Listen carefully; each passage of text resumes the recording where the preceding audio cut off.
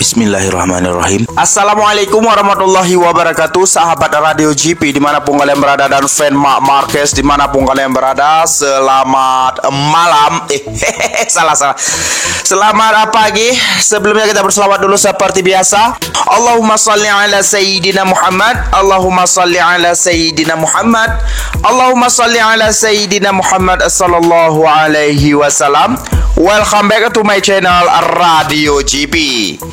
Oke teman-teman, di hari yang berbahagia ini yaitu hari Selasa tanggal 20 ya, yang mana hari ini adalah hari tes kedua ya. Hari tes kedua, namun pada pukul 6 nanti ya. Startnya pada pukul 6 sore hingga selesai ya. Namun di sini ingin Mimin katakan yang mana ulasan kemarin, tentang tes pertama kemarin, tes hari pertama di Qatar kemarin, apa yang terjadi, yang mana di sini Mimin sekilas sedikit, yang mana aksi Marc Marquez sudah kita lihat sendiri, teman-teman pun sudah melihat timingnya ya di nonton GP.lol ya, bisa dilihat ya timing yang di situ, yang mana permainan Marc Marquez kebanyakan di bawah 5 besar dan di bawah 10 besar ya. Walaupun di saat Marc Marquez tidak turun, ditolak-tolak teman-teman, tolak-tolak sampai 17, 14, 16 gitu ya teman-teman.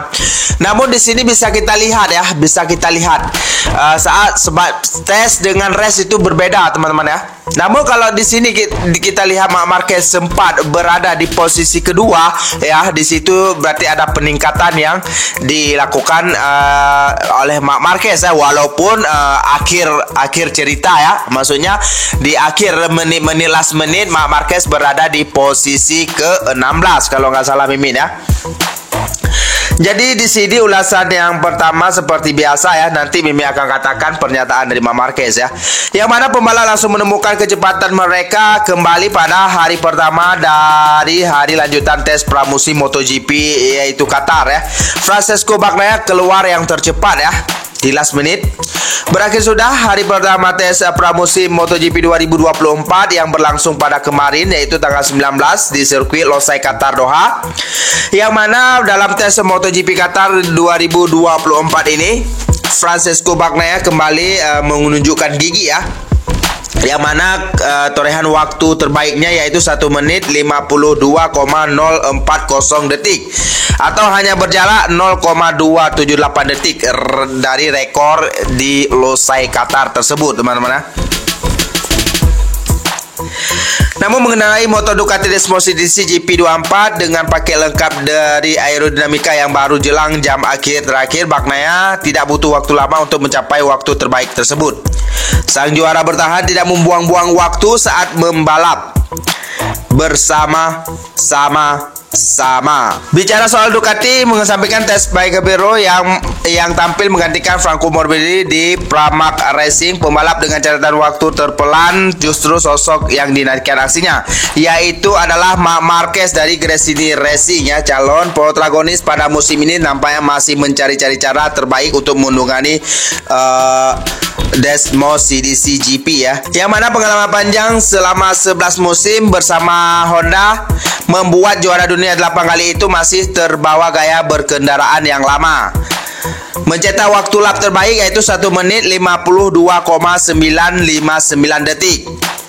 Pembalap yang berusia atau ulang tahun kemarin yaitu umur 31 pada 17 Februari kemarin berada di urutan ke-16.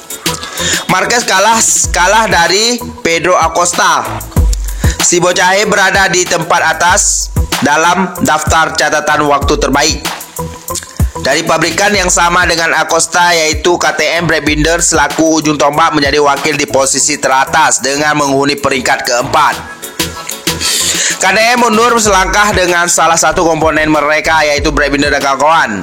Mereka menggunakan air intake atau lubang angin yang lama, tetapi dipadukan fairing yang baru di bagian samping. Sementara itu dua pabrikan Jepang yakni Honda dan Yamaha masih low profile, dengan kedua pembalap terbaik mereka berada di posisi tengah.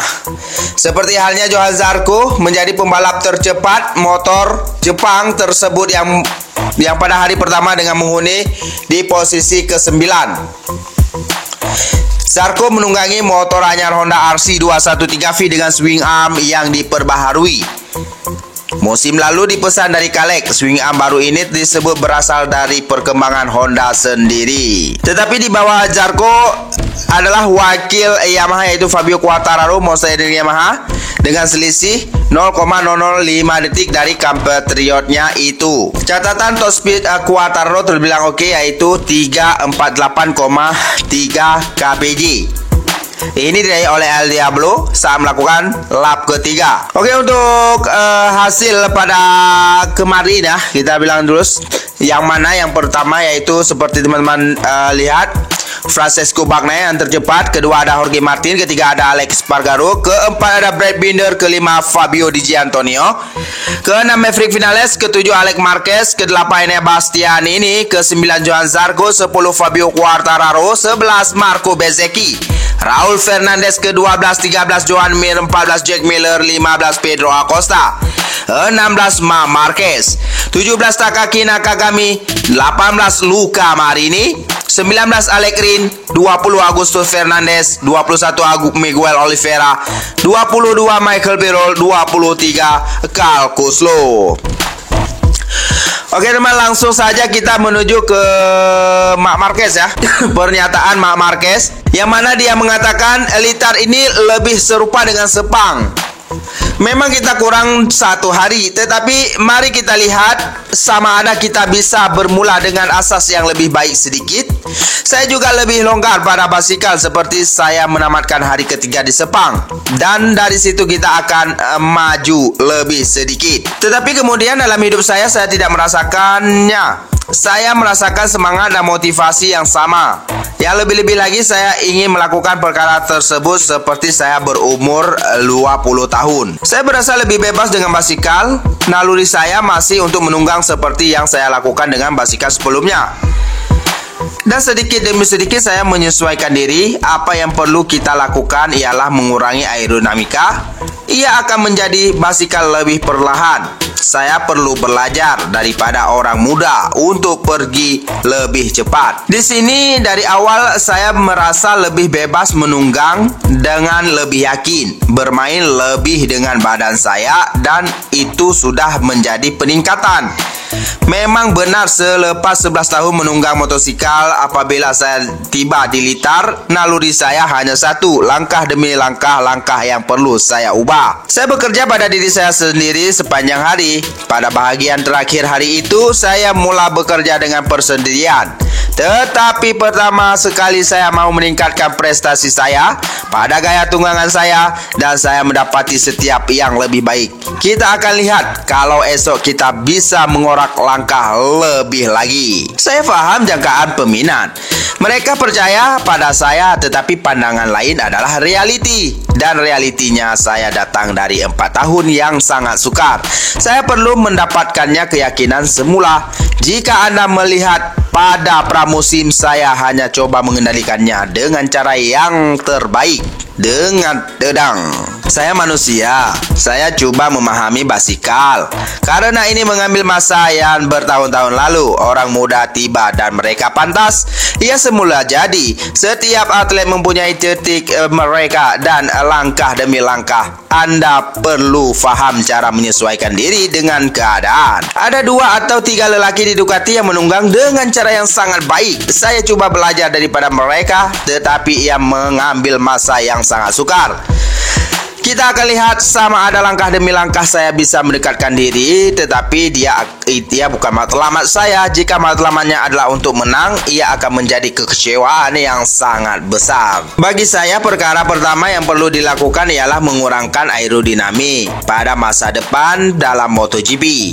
Saya tidak mau sama ada saya ada berada di sana, tetapi dalam masa 2, 3, atau 4 tahun kita perlu mengurangkannya. Ini akan menjadikan motosikal itu lebih baik, lebih perlahan, karena sekarang kita menggunakan torque yang banyak. Memang benar, selepas 11 tahun menunggang motosikal, apabila saya berlabat di Litar, naluri saya hanya satu, langkah demi langkah yang perlu saya ubah. Kami tidak mempunyai roda.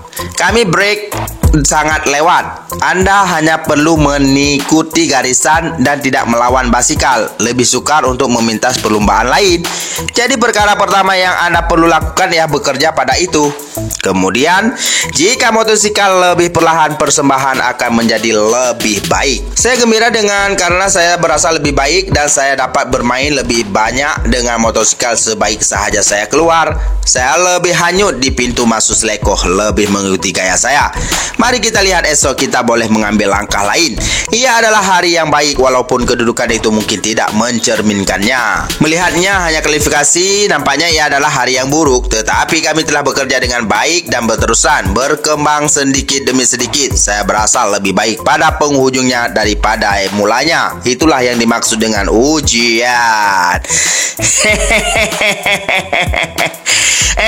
Dan di sini juga Mimin ada informasi sedikit yang mana si Franco Morbidelli ya terlihat di pedok Pramac Racing. Namun di sini ramai yang tidak tahu ya, sebenarnya di sini para dokter memberi peringatan kepada Franco Morbidelli ya supaya tidak terbentur lagi kepalanya. Supaya tidak terbentur lagi kepalanya. Ini yang sangat bahaya, fatal sekali. Yang mana di saat pertemuan wartawan si Franco Morbidelli mengatakan kemalangan itu sangat pelik. Saya tidak berasa ingat. Saya perlu berterima kasih kepada Marc Marquez dan Alex Marquez yang berterima kasih yang berhenti membantu saya. Saya ingin tahu daripada mereka apa yang berlaku karena saya tidak ingat apa-apa. Saya berterima kasih mereka berdua dari lubuk hati saya. Franco Morbidelli. Di sini ya Franco Morbidelli mengatakan, berarti kita bisa lihat dia hilang ingatan ya teman-teman. Jatuh, di saat jatuh itu dia memang nggak tahu apa-apa, apa yang terjadi nggak tahu. Ya, sebab itu dia ingin bertanya kepada si Marc Marquez atau Alex Marquez ya. Dia ingin berjumpa dan pesan dokter kepada Franco Morbidelli kalau crash jangan terbentur kepala. Itu saja. Berarti akibatnya fatal teman-teman ya. Ini sangat mengerikan sekali nih. Ini bisa jadi kemunduran bagi Franco Morbidelli. Berarti dia tidak akan mengambil resiko di saat race. Dia akan mengikuti jalurnya sendiri. Dia tidak akan tidak akan membuat hal-hal yang sangat brutal gitu ya. Oke teman, itu saja untuk informasi kita pada hari yang berbahagia ini. Jangan lupa berselawat seperti biasa. Allahumma salli ala Sayyidina Muhammad. Allahumma salli ala Sayyidina Muhammad. Allahumma salli ala Sayyidina Muhammad sallallahu alaihi wasallam. Wassalamualaikum warahmatullahi wabarakatuh. Bye bye.